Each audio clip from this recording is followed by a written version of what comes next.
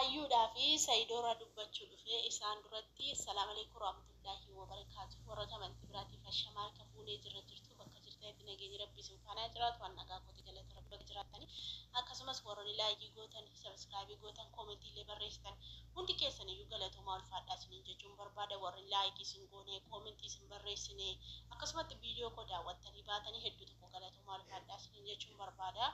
Hunda keessaniif iyyuu galatatu isiniif malaa jechuudha. Bakka jirtanitti hundi keessanii ijoollee biyya alaati. Yoo baay'ate biyya keessaa nama tokko lamanna daawwata waan ta'eef hundi keenya biyya alaa keessa jirra, biyya ormaa keessa jirra, harka madaamii keessa jirra. Kanaafuu rabbiin rifaatu madaamii keessaa sinaa baasu. Rabbiin kaayyoo fi karoora keessan galmaan isiniif haa ga'u isiniin jechuun barbaada. Ani haadha keessanii yoo xiqqaate isintu na booddee ta'a malee ani sinan gafa ta'a waan ta'eedhaaf amiin jedhaa isiniin jechuun barbaada. Nan tuffatinaati isin eebbisa du'aa isinii godha amman danda'urraa jechuudha. Rabbiin yaadaaf muraadii keessan isiniif haa guutu otoo ittiin beekin otoo ittiin dhiphatin jechuudha. Rabbiin galmaan isinii haa ga'u. Waan karoorfattanii biyya baatan qabdu hundi keenya yoo karoorfanne biyya baane waan ta'eef rabbiin nama karoora isaa dagatu isin hin taasisini. Rabbiin isin haa milkeessu waan yaaddanii waan karoorfattanii bakka otoo isinitti yaaddeen otoo isinitti hin dhiphatini rabbiin isin haa milkeessu isiniin jechuun barbaada. Du'aa godhadhaa rabbii keessan kadhadhaa. Tuktukii irra fiiguu, feesbuukii irra fiiguu, iimoo irra fiiguu, miisenjarii irra fiiguu homaa faayidaa tokko isiniif hin qabu. Akka amantaa keessaniitti guruupiin jira waan ta'eef guruupiidhaan du'aa godhadhaa. Akkasumas warra amantii musliimaas kiristaanaas kadhannaan qabdu natti fakkaata iimoodhaan isinillee kadhannaa kadhadhaa isiniin jechuun barbaada. Waan hundumaa keessattuu waan kamuu keessattuu jechuudha. Yoo rabbi si gargaare yoo harki rabbii keessa jiraate yoo harki waaqaa keessa jiraate waan hundumaa keessattuu yoo hin milkoofta waan ta'eef sharri namatti hin yaadini hamaa namatti hin yaadini. Yoo namni hamaa sitti yaade ati gaarii yaadii fi ati yeroo hundumaa gaarii yaadiif maaliif jennaan yoo ilmi namaa si miidhe yoo ilmi namaa si baddalesi kan sirraa kaffalu hin jira waan ta'eef rabbii guddaanii sirraa kaffala. Gatii kee sirraa baasaniyyuu otoo hin turin otoo hin bulini gatii kee sirraa kaffala. Ati waan humna keetii ol ta'e waan dadhabde jechuudha rabbitti kennadhu. Madaamii kanallee yoo isheen madaamiin hundi keenya hojii mana madaamii keessaa hojjenna du'aa godhadhaa. Wallahi madaamii kanallee yortii isinitti iyyitee hojiidhaan isin dadhabsiiftu yaa rabbii kiyya madaamii kanaa akka isheen amala hin abaarina abaarsuun hin danda'amu. Akka isheen amala ishee sirreeffattu jedhaati du'aa godhadhaa kadhadhaa dhugaa rabbiin isiniin jedha. Isheenillee isinii qajeelfi isheenillee isinii sirratti jechuudha. Kanaaf walumaa galatti rabbiin isin haa milkeessu. Warroota biyya dalagachuudhaa fi haadhaa fi abbaa ilmaan keessan dhiistanii biyya baatanii rabbiin hunda keessan iyyuu isin haa milkeessu. Adaraa kaayyoo keessan hin dagatinaa. Gaafa biyya baatanii mana ijaaradhaa. Maatii koon gargaaraa sana kanan godha jettaniitu biyya baatanii jechuudha. As gaafa geessan kaayyoo keessan dagattanii gaafa biyya kana dhuftanii zalgii jira zalgii dattuu da'umsa jira da'umsa dattuu waamicha jira waamicha dattuu waamicha adda addaa bashannana adda addaa deemtu jechuudha. Akka waan biyya abbaa keessanii keessa jirtanii akka waan obbolaa kee keessa jirtanii akka haadhaaf abbaa keessan bira jirtaniittitu walii gad deemtaniitu uffata aadaa keewwattanii faashinii adda addaa keewwattaniitu bakka bakkuma jirtaniyyuu in irraanfattu jechuudha.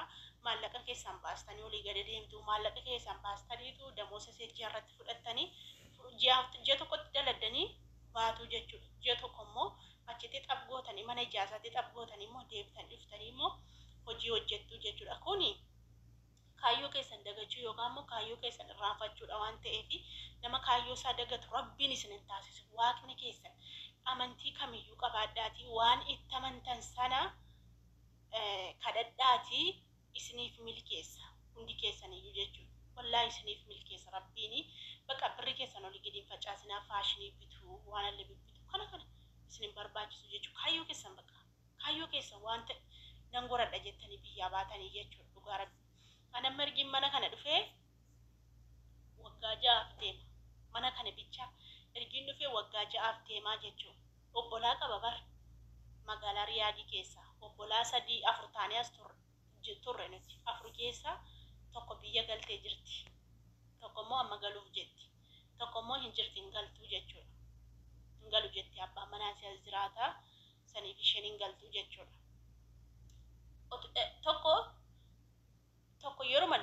keessa heerumte. Tokkommoo ergiin dhufeetu heerumte. Ergiin mana kana galee heerumte. Tokkommoo ergiin mana kana dhufee deesse. Biyyallee galte. Dhaqeen dubbisne. Wallahi dhaqeen dubbisne. As taa'etanii birrii ergeefi opereeshinii taate deesse riyaala 1,000 ergeefi asitti hafee jechuudha. Maaliif jennaani yoon amma ijaasaa kana babahe yoon zalgii isaanii kana daddaqe ani birrii isheen dalagee dhufe uffata bitachuun niisu. Uffata aadaa minaamina jira. Mee warroota zalgii dhaqu laalaa. Warroota bakka namaa dhaqu laalaa. Miidiyaa kanarraa. Uffata faffaashinii uffata aadaa uffatanii dhaqu jechuudha. Saniin booddee an dhaqeen dubbisne. Obbolaa koddaa ani dheerumanii dhaqeen dubbisne. Uffata aadaa takkaanaa uffatu argitanii beektu. Uffata faashinii bijaama madaamii birrii 15 ture duraan natti fakkaata. Amma 25 kan sanuu ijoollee jaartiin naa bitaan. Takka kiitoo tokko hin bitanne mana kanatti. Wallahi kiitoo tokko mana kanatti hin bitan. Amma reefuu shiyeenni irraa uffata xalabuu jammare. Sanuu waan hin galuuf jechuuf ka'ee shiyeenni irraa uffata ajajuutti ka'e. Kaawwan hin galfadhee meeshaa adda addaatii wajjin kuuwwan biyya gashee kuuwwan immoo amma xalabee jira jechuudha. Sanuu san biyya galuuf ka'eefin xalabadhee jechuudha. Mana madaamii dalagaaf hin dhufe malee waamicha dhaquun dhufne dubartii deessuu dubbisuun dhufne kan hin dhufe hojiif hin dhufe eessan dhufe biyya hormaa mucaa kiyya gatee tokkicha kiyya gatee haadha kiyya dhukkubsattu gatee maatii kiyya jijjiira jedhee ofillee jijjiira jedhee tan ba'ee dhufee jechuudha. Saniifanii isa hiriyoonni koo dhaqanii xibsii nyaatanii daabboo tolfatanii suuraa natti ergatanii kana nyaanne raafuu nyaanne boqqolloo nyaanne naan jedhani ruusii makoon albaasa. Gaafan biyya galee samma garaan funyaan bira naga'u gaafan biyya galee inni dhimma isaa iddootti deebi'a. Mallaqa isheen ruusii koo nyaadde birrii koo keewwadhe. An birrii isaa argadhu ji'anii kaardii koo keessaa guuttadhaa maatii kiyya nan gargaara ishee kaan immoo oli keewwadha hiyyeessaaf immoo isa yuutuub irraa argadhu nan kennaafi jechuudha. Kalaas jiraadde miti jiraadde kaayyoo koo bakkaan keewwachuutti hin jira. Lafa bitadhe mana ijaarradhe. Meeshaa gashadhe amma waan ittiin hojii hummadhu qofa walitti qabadhe amma uffata minaamina xalabadhe gatii tikeetti walitti coradhe nan galaa jechuudha. Ji'a 3 booda Itoophiyaan jira. Guyyaa tokko tuun ba'ee biddeen hin nyaatin. Guyyaa tokko tuun ba'ee obbolaa kiyya arga osoo hin jedhin. Maaliif isaan dubbisuun humne kaan? Maallaqa ishee kan na fide immoo isaani.